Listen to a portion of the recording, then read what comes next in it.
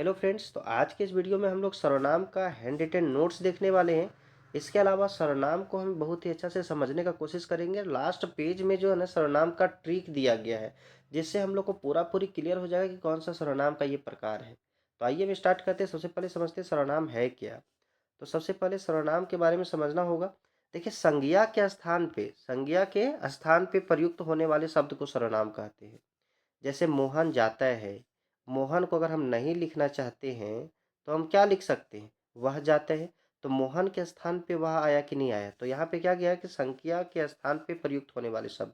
तो संज्ञा के स्थान पे क्या प्रयोग हो गया? वह हो गया। तो संज्ञा के स्थान पे प्रयोग होने वाले शब्द को सर्वनाम कहते हैं। जनरली हम लोग को समझना है कि सर्वनाम का प्रयोग हम लोग क्यों करते हैं। तो ख्याल रखिएगा कि संज्ञा के पुनरावृत्ति को रोकने के लिए। बार बार संज्ञा आता ना तो अच्छा नहीं लगता। जैसे हम लोग बचपन में गाय पर लेख लिखते थे, बार बार उसमें गाय लिखते थे, गाय के चार पैर होते हैं, ऐसे बहुत ज़्यादा गाय गाय यूज करने से क्या होता था, वो जो निबंध होता था अच्छा नहीं लगता था, लेख होता था अच्छा नहीं लगता था, जिसके कारण जो है ना सर्वनाम का हम लोग प्रयोग करते हैं। दूसरा बात क्या लिखा हुआ है, सर्वनाम एक विकारी शब्द है। विकारी शब्द किसको बोलते हैं? तो जो लिंग वचन काल कारक से जिसका प्रभाव पड़ता है, जिस पे प्रभाव पड़ता है, वैसा शब्द को विकारी शब्द कहते हैं। जैसे अगर हम लिखे वह जाता है, अगर हम क्रिया को जाते बना दे, वह जाते हैं बना दे, यहाँ पे है का है बना दे, तो देखो यहाँ पे जो सिंगुलर सब्जेक्ट है ना वो नहीं लिखा सकते, यहाँ पे प्लूरल सब्जेक्ट लिखना होगा। तो कहने मतलब क्या है कि ये सर्वनाम जो है ना, यहाँ पे देखिए प्रभावित हो रहा है कि नहीं हो रहा है। यहाँ पे दूसरा सर्वनाम डालना पड़ेगा, जगह दिया है दे दे तो, है कि नहीं?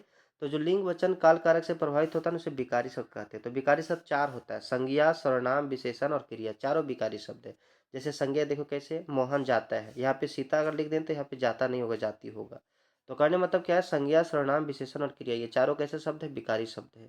आगे हम लोग समझते हैं सर्वनाम की कुल संख्या कितना है। तो सर्वनाम की कुल संख्या 11 होती है। 11 के अलावा भी सर्वनाम हम लिखते हैं, लेकिन जनरली मुख्य रूप से सर्वनाम कितना है? 11 है। मैं, तू, आप, यह, वह, जो, सो, कोई, कुछ, कौन तथा क्या, ये टोटल कितना हो गया? 11 सर्वनाम हो गया। अब हम लोग समझते हैं कि सर्वनाम कितना प्रकार का होता है। सर्वनाम के 6 भेद होते हैं। सर्वनाम के कितने भेद होते हैं? सर्वनाम के 6 भेद होते हैं। कौन कौन सा भेद है? देखिए, पहला है पुरुषवाचक। पहला क्या है? पुरुषवाचक, निश्चयवाचक, अनिश्चयवाचक, संबंधवाचक, प्रश्नवाचक और निजवाचक। ये 6 सर्वनाम है। छवों को हम लोग बहुत ही अच्छा से समझते हैं। देखिए, पुरुषवाचक किसे कहते हैं? तो जिस सर्वनाम शब्द का प्रयोग बोलने वाला जैसे हम बोल रहे हैं तो बोलने वाला, सुनने वाला जैसे आप सुन रहे हैं तो सुनने वाला, तथा यन व्यक्ति के बारे में बोध हो, उसे पुरुषवाचक सर्वनाम कहते हैं। मतलब इसमें 3 तरह का पुरुष होगा। एक होगा बोलने वाला, जैसे यहाँ पे लिखा गया है। पुरुष 3 प्रकार के होते हैं। कौन कौन सा? एक कहने वाला, जैसे जो बोलने वाला होता है, जिसको उत्तम पुरुष कहते हैं। सुनने वाला, जिसको मध्यम पुरुष कहते हैं, जैसे आप लोग हैं सुनने वाला, तब मध्यम पुरुष हो गए। और जिसके बारे में बात हो वो क्या हो जाता है? यन पुरुष हो जाता है। तो सबसे पहले हम समझते हैं उत्तम पुरुष किसको बोलते हैं।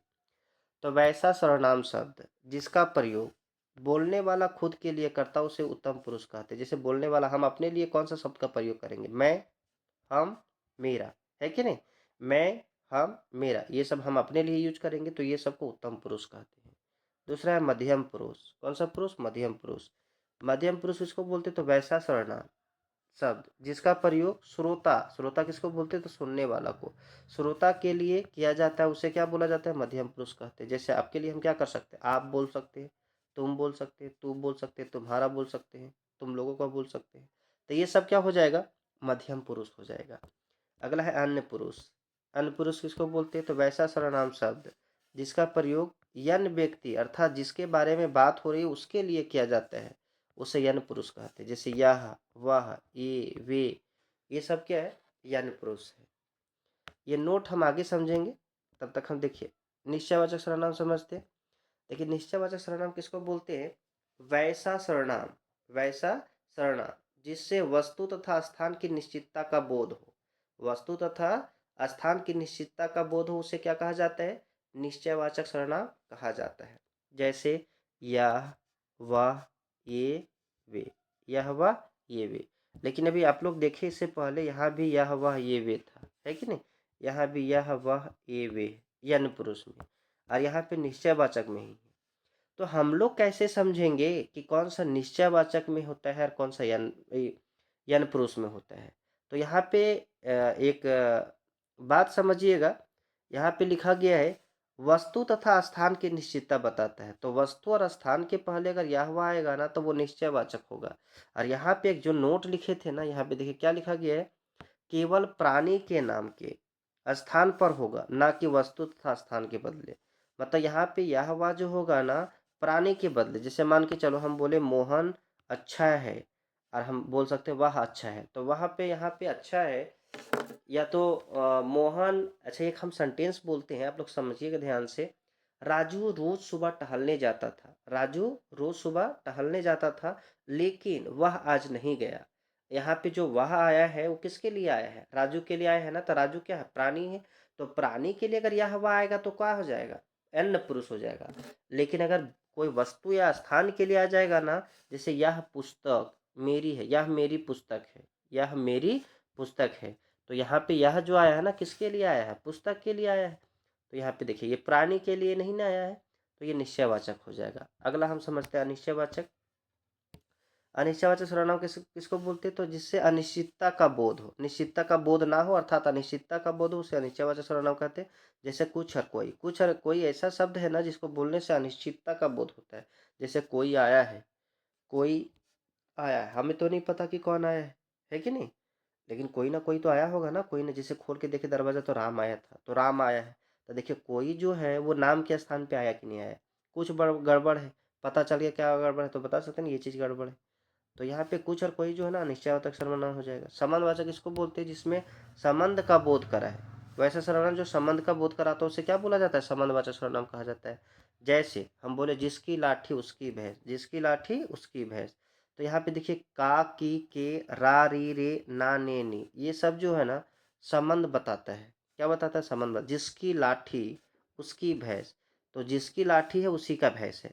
वह मेरी पुस्तक है, इसमें अगर वह पूछा जाए ना तो ये क्या हो जाएगा, अनिश्चय निश्चयवाचक सर्वनाम। लेकिन ये मेरी पूछा जाए, इसमें मेरी क्या है, तो मेरी क्या हो जाएगा, संबंधवाचक सर्वनाम है कि नहीं।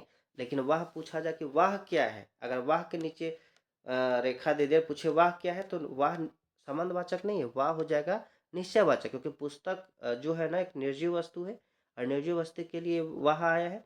और मेरी यहाँ पे संबंध बता रहा है, वह मेरी पुस्तक, वह जो पुस्तक है वो किसका है, मेरी है। तो पुस्तक और मेरा में संबंध बता रहा है, तो मेरी हो जाएगा संबंधवाचक सर्वनाम। लेकिन वह क्या हो जाएगा, वह हो जाएगा निश्चयवाचक सर्वनाम। अगला है प्रश्नवाचक सर्वनाम। प्रश्नवाचक किसको बोलते हैं, तो वैसा सर्वनाम जिससे प्रश्न पूछे जाने का बोध हो उसे प्रश्नवाचक सर्वनाम कहते हैं। जैसे कब, क्यों, क्या, कैसे, कौन तथा कहाँ, ये सबसे प्रश्न पूछा जाता है। जैसे यहाँ पे पूछा गया आपका नाम क्या है, आप कब आए, ये सब प्रश्न पूछा जाता है। अगला है निजवाचक सर्वनाम। निजवाचक सर्वनाम किसको बोलते हैं, यदि आप शब्द का प्रयोग आदर हेतु ना होकर कहने वाले के लिए होता है तो वहाँ निजवाचक सर्वनाम होता है। कहने मतलब क्या कि अगर आप आदर के लिए प्रयोग करते हैं तो वहाँ पे तो देखिए, जैसे आप हम लोग देखिए यहाँ पे अगर आगे देखें ना तो यहाँ पे भी आप आया है, मध्यम पुरुष में आप लोग देखिए यहाँ पे मध्यम पुरुष में आप आया है कि नहीं, ये देखिए आप आया। लेकिन ये आप जो है ना आदर के लिए, आप हम लोग से, आपसे जो बड़े हैं या मेरे से जो बड़े हैं उनको हम किस तरह से बुलाते हैं, आप कहकर बुला सकते हैं, हमसे छोटे जो है उनको तुम करके बुला सकते हैं, है कि नहीं।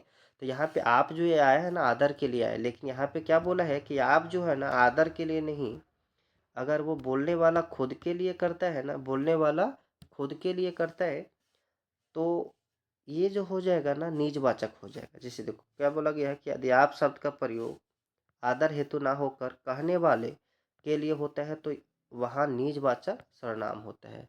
जैसे स्वयं, अपने आप, खुद, ये सब जो शब्द है ना वो बोलने वाला खुद के लिए प्रयोग करता है। जैसे मैं स्वयं यह कार्य कर लूँगा, तो अपने लिए कर रहे कि नहीं कर रहे, खुद हो जाएगा। जैसे माँ आप सो जाइए, मैं अपने आप सो जाएंगे, जब हम अपने आप सो जाएंगे। यहाँ पे देखिए आप दो जगह आया है, ये आप जो है ना ये आदर के लिए है, माँ आप सो जाइए, यहाँ पे आदर दे रहे हैं। लेकिन ये आप किसके लिए आया है, हम खुद के लिए आया है, मैं अपने आप सो जाऊंगा या सो जाएंगे। तो यहाँ पे जो ये आप आया है ना वो खुद के लिए आया है, तो जब खुद के लिए आता है ना वहाँ पे निजवाचक हो जाता है, ये आप क्या हो जाएगा, निजवाचक हो जाएगा। अगला है सर्वनाम का ट्रिक, हम लोग देखते हैं। सर्वनाम 6 प्रकार का होता था, कौन कौन सा, देखिए यहाँ पे सर्वनाम का ट्रिक देखते हैं हम लोग, कितना सुंदर ट्रिक है। पुरुषवाचक सर्वनाम, निश्चयवाचक, अनिश्चयवाचक, संबंधवाचक, प्रश्नवाचक, निजवाचक। जब भी कुछ और कोई दिख जाए और पूछे कि कौन सा सर्वनाम है, तो अनिश्चयवाचक, क्योंकि कुछ और कोई से क्या होता है, अनिश्चितता का बोध हो, जिसका, जिसकी, जिसके, ये संबंध बताता है, तो ये क्या हो जाएगा, संबंधवाचक। प्रश्न वाला तो सब कोई जानते हैं, क्या, क्यों, ये सब रहता है, तो ये प्रश्न पूछा जाता है। निजवाचक जो खुद के लिए प्रयोग करता है, जैसे आप, स्वयं, खुद, अपने, अपने लिए जो प्रयोग होता है, ये सब क्या हो जाएगा, निजवाचक हो जाएगा। यहाँ पे दिक्कत क्या है कि पुरुषवाचक में देखिए कोई प्राणी से संबंधित होगा, जैसे मैं, हम, तू, तुम, आप, यह, वह, ये, वे। यहाँ पे यह, वह, ये, वे यहाँ पे भी है, और यहाँ पे भी यह, वह, ये है। इसमें समझना है कि अगर वस्तु की निश्चितता बताए या स्थान का, तो यहाँ पे निश्चयवाचक हो जाएगा। अगर प्राणी को बताए तो हो जाएगा यन पुरुष। जैसे हम आप लोग को बताएं कि यह मेरी पेन है, तो यहाँ पे पेन का निश्चितता बता रहा है, तो क्या हो जाएगा, निश्चयवाचक। लेकिन हम लोग एक चीज और देखे थे कि राजू रोज टहलने जाता है, परंतु आज वह नहीं गया,